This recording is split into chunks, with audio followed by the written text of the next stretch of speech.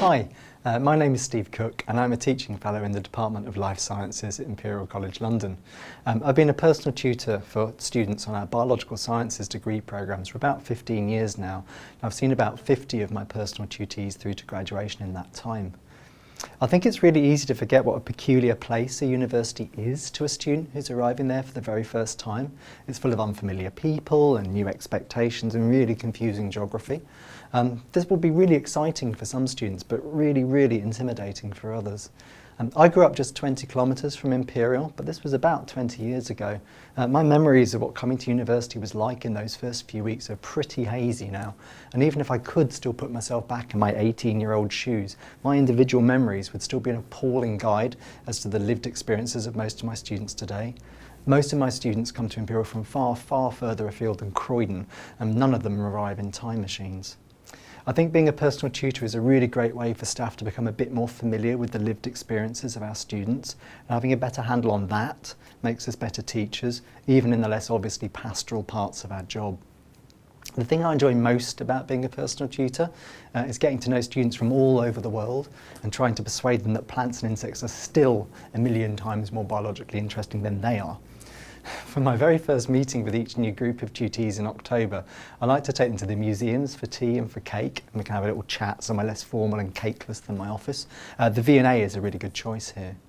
In the summer, I like to take my first year tutees to Kew Gardens for a little spin around the glass houses. It's really nice to leave South Kensington campus from time to time for staff and for students alike.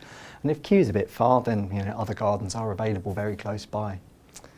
I know some new personal tutors worry about what to do if a tutee asks them something they don't know, or if a tutee evidently needs support the tutor doesn't feel qualified to provide. We've all been there, and I've been there too.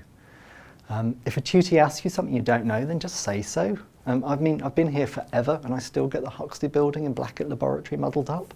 More seriously, if a tutee does need support you don't feel qualified to provide, you've got lots and lots of options. Your first line of support is your department's senior tutor and their team, and they can advise you on pastoral and academic issues. They know how to coordinate and access services the student might need. And as you become more familiar with the services that are available, you can directly signpost the students to the student hub, to the student counselling service, the disability advisory service, the Centre for Academic English, the health centre, and so on. I think one really overlooked aspect of building a good relationship with your personal tutees is that some of them will want to come back and keep in touch when they've graduated. And as a consequence, I've been really privileged to welcome back some of my personal tutees to give talks at careers events, on our science communication course, and more prosaically, even as demonstrators in some of my lab classes. It's really lovely to see students again a few years after graduation and to see how their careers have progressed. Being a personal tutor is, to me, I think one of the most important and rewarding aspects of teaching at Imperial, and I hope it will be for you too.